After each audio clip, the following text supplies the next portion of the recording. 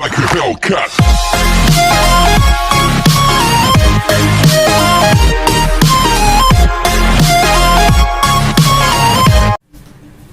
Hello dear student, आज हम plus two class के अंदर हमारा सेकंड लेक्चर डिस्कस कर रहे हैं सॉल्यूशन। तो पिछले लेक्चर के अंदर हमने डिस्कस किया था roles law for volatile components, या हम बोल सकते थे vapour pressure of liquid solution. आज हम डिस्कस कर रहे हैं roles law for non volatile component, या उसको हम बोल सकते हैं vapour pressure for solid liquid solution. ठीक है भाई, देखिए यहाँ पर क्या कहता है, इससे हमने क्या डिस्कस किया था कि हमारे पास दोनों कंपोनेंट क्या होना चाहिए, वोलेटाइल। अब ये एक बात बोलता है कि भाई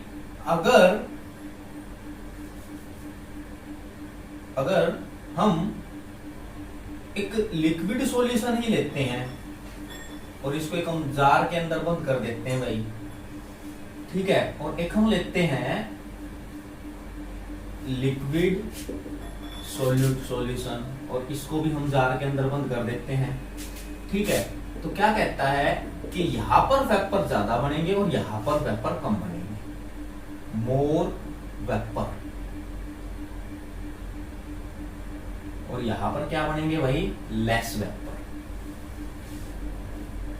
चलिए इसके बारे में हम डिस्कस करते हैं। क्या कहता है कि भाई आपको जो सॉल्यूशन चाहिए है, जो आपका सोल्यूट है वो सॉलिड होना चाहिए, और जो आपका सॉल्वेंट है वो आपका लिक्विड होना चाहिए, और सॉल्यूशन बनेगा। ठीक है, तो क्या कहता है कि भाई जो आपका सोल्यूट है वो तो आपका नॉन वोलेटाइल है। क्या है भाई, वो आपका तो नॉन वोलेटाइल कंपोनेंट है। नॉन वोलेटाइल कंपोनेंट्स मींस जिसको आप प्रेशराइज नहीं कर सकते। ठीक है, समझ में आई बात। तो इसके लिए क्या है, इसको आप प्रेशराइज तो कर नहीं सकते कि अगर आप इसको प्रेशर डालो या आप इसके वेपर बनाओ, ऐसा तो पॉसिबल है ही नहीं कि सॉलिड आपका क्या है भाई, एक नॉन वोलेटाइल कंपोनेंट है। तो उसी तरह कहता है कि भाई अकॉर्डिंग टू रोल्स लॉ,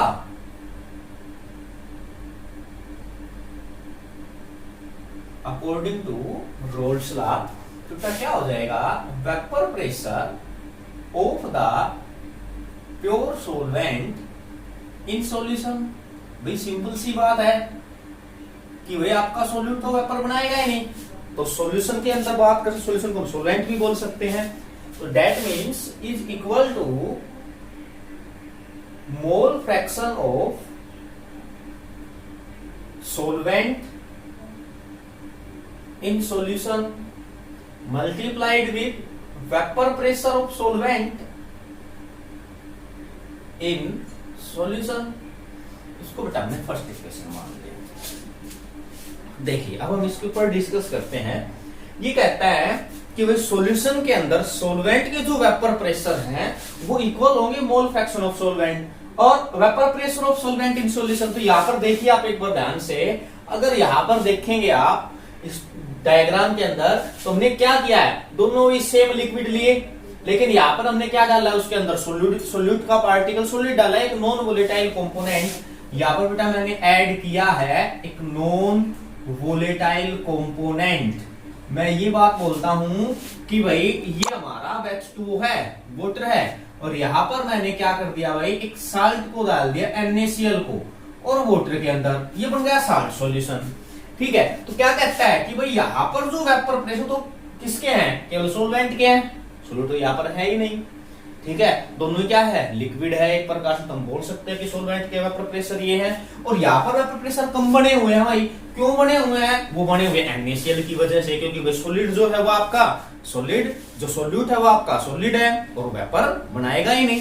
ठीक है, इसके बारे में हम जब पूरा डायग्राम, पूरा हम डेरिवेशन सोल्व कर रहे हैं तो ये बात यहीं पर आएगी दोबारा। ठीक है, तो देखिए अब क्या कहता है भाई, if we add a non volatile solute,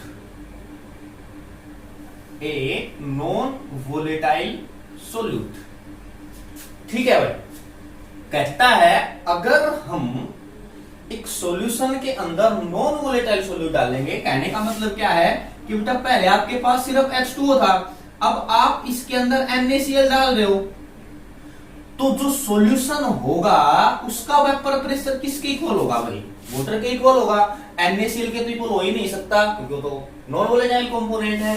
तो that means vapour pressure of the solution is equal to vapour pressure of the pure solvent in solution. तो भाई देखिए आपके पास दो इक्वेशन आ गई। फर्स्ट इक्वेशन ये बोल रही है, सेकंड इक्वेशन ये बोल रही है। सेकंड इक्वेशन क्या बोल रही है कि भाई सॉल्यूशन के जो वेपर प्रेशर है वो किसके इक्वल होंगे? Vapour pressure of the pure solvent in solution. कि भाई आप उस सॉल्यूशन के अंदर प्योर सॉल्वेंट को डालिए, ठीक है, तो आपके पास क्या आ जाएगा? उस सॉल्यूशन के वेपर प्रेशर आ जाएंगे। अब अगर वी कंबाइन या combining equation first and second, अगर हम इन दोनों इक्वेशन को कंबाइन कर देते हैं तो बेटा हमें क्या मिलता है? Vapour pressure of the solution is equal to vapour pressure of the pure solvent in solution. अब एक बार बेटा इसको यहां पर देखिए आप, क्या मैंने यहाँ पे यही लिख रखा है? Vapour pressure of the pure solvent in solution is equal to mole fraction of solvent in solution multiplied with vapour pressure of solvent in solution. ठीक है, तो दैट मींस ये बात इसके इक्वल हो जाती है भाई। तो मैं क्या लिख सकता हूं यहां पर? मोल fraction of solvent in solution multiplied with vapour pressure of solvent in solution. ठीक है, तो चाहिए हमारी क्या हो जाती है? थर्ड इक्वेशन हो जाती है। ठीक है, अब हम इसको सिंबल के टर्म में लिखते हैं, इन टर्म ऑफ सिंबल। तो तब वेपर प्रेशर तो हो जाएगा P, सॉल्यूशन हो गया तो S, सॉल्वेंट का मोल फ्रैक्शन X रिप्रेजेंट करते हो सॉल्वेंट के लिए 1/x1 into vapour pressure of pure solvent, तो मैं इसको P नोट लिख सकता हूं। ठीक है, तो यहां से देखिए आप, इसका मतलब मैं इसको ये बात भी बोल सकता हूं भाई, सॉल्यूशन के वेपर प्रेशर डायरेक्टली डिपेंड करेंगे मोल फ्रैक्शन ऑफ सॉल्वेंट। ठीक है, तो इसके लिए हमें ग्राफ ड्रा करते हैं, vapour pressure of the solution, vapour pressure of the solution versus mole fraction of solvent. तो इसका मतलब क्या है? Directly proportional. तो बेटा हमें एक स्ट्रेट लाइन दिखाई देगी, हमें स्ट्रेट लाइन 0.0, 0.2, 0.4 बाई 0.6, 0.8। ठीक है, समझ में आ गई ये बात? तो ये ऐसे बन जाएगा, इसको मैं अच्छे से लिख देता हूं भाई, 0.0, 0.2, 0.4, 0.6, 0.8। तो ये आपके पास क्या हो जाएंगे भाई? मोल फ्रैक्शन ऑफ सॉल्वेंट हो जाएंगे। ठीक है, आपके पास एक स्ट्रेट लाइन बन जाएगी। दैट मींस अगर मान लीजिए मैं इसको थोड़ा लिखता हूं बेटा, ऐसे कुछ लिखता हूं, इस P नोट को मैं यहां पर लेकर आ गया, इक्वल टू 1। अब हम क्या करें? सब्ट्रैक्ट कर दे एक में से, both side subtracted both side by 1। ठीक है, तो भाई यहां पर क्या आ जाएगा बेटा? 1 minus PS upon P note, 1 minus x1। क्यों किया मैंने ये? क्योंकि भाई टोटल जो मोल फ्रैक्शन है वो 1 के इक्वल होगा। डिस्कस किया था हमने, XA plus XB is equal to 1। तो 1 में से हमने सब्ट्रैक्ट कर दिया भाई। तो मैं इसका एलसीएम लेता हूं तो क्या आ जाएगा? P naught minus PS upon P naught is equal to 1 upon x1, क्या हो जाएगा? x2। ठीक है, तो यहां पर P नोट माइनस PS आपका क्या है? Lowering of vapour pressure.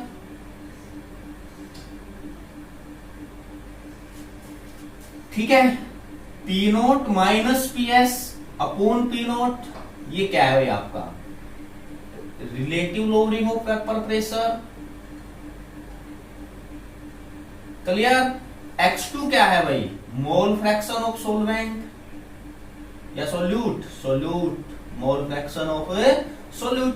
अब देखिए, अगर मैं ये लिखूं कि P naught minus PS directly proportional to x2, इसका मतलब कहने का मेरा क्या है कि भाई जो लोअरिंग ऑफ वेपर प्रेशर है वो डायरेक्टली प्रोपोर्शनल x2, मतलब जो वेपर प्रेशर कम हुए हैं वो किसकी वजह से हुए हैं, सोल्यूट के मोल फ्रैक्शन की वजह से।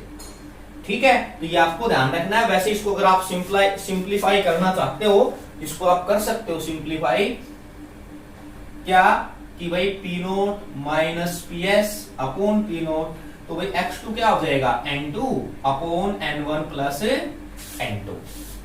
ठीक है, क्या हो जाएगा, n2 upon n1 plus n2। ठीक है ना भाई, तो ये था आपके पास Raoult's law for non volatile components. ठीक है भाई, तो ये आपके लिए इंपॉर्टेंट इस वजह से बन जाता है, मैं लिख देता हूं, मोस्ट इंपोर्टेंट टॉपिक है आपका ये, क्योंकि बेटा ये रिलेटिव लोइंग ऑफ वेपर प्रेशर पे भी आता है। अभी हम आगे डिस्कस करेंगे कोलिगेटिव प्रॉपर्टी। ठीक है, तो उसमें से एग्जाम में जरूर आता है, तो वहां पर ये इसलिए यहाँ पर आपका टॉपिक इंपोर्टेंट बन जाता है। तो अब इसके अंदर हम कुछ न्यूमेरिकल सोल्व कर रहे हैं भाई, कुछ न्यूमेरिकल्स इनके, उसके बारे में हम डिस्कस कर लेते हैं।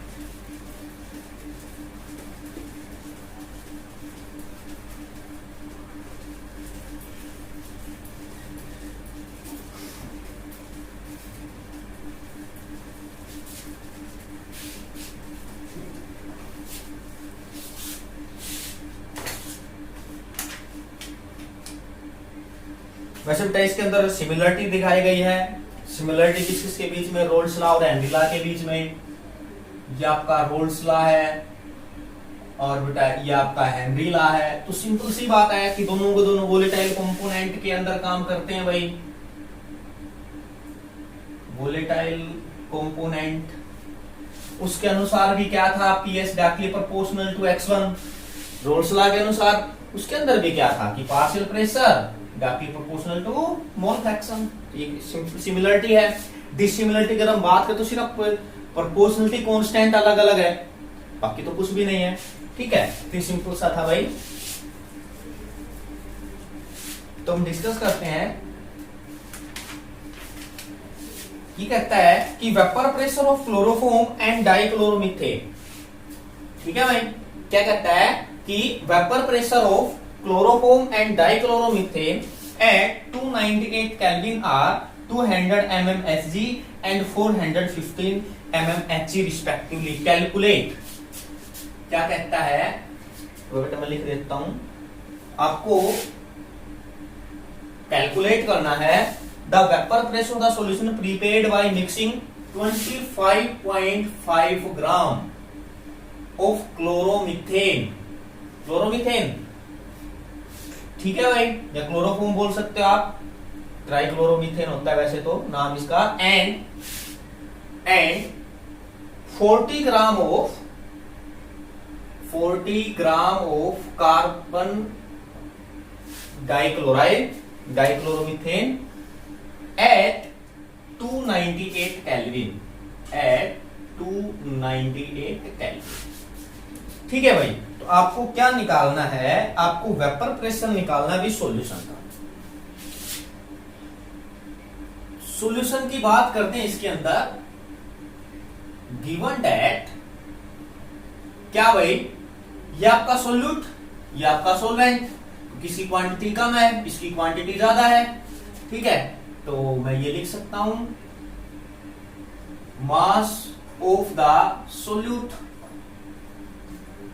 W2 ये हो जाएगा 25.5 ग्राम, molar mass of solute M2 है। चलिए डिस्कस करते हैं, कार्बन का भाई 12 प्लस हाइड्रोजन का 1 प्लस 3 इंटू 35.5। ठीक है भाई, तो इसको जब आप सोल्व करोगे 119.5 आपका क्या आ जाएगा, 190.5 ग्राम। फिर भाई mass of the solvent W1, solvent का मास भाई 40 ग्राम, और बेटा मोलर मास सोलवेंट का जो है M1 ये कितना हो जाएगा, कार्बन का वेट 12, हाइड्रोजन का वेट 2 और ये हो जाएगा 71। ठीक है,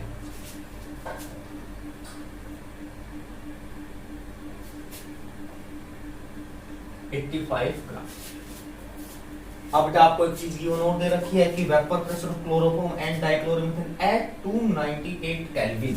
इसका मतलब आपको दे रखा है vapour pressure of chloroform at 298 kelvin, that means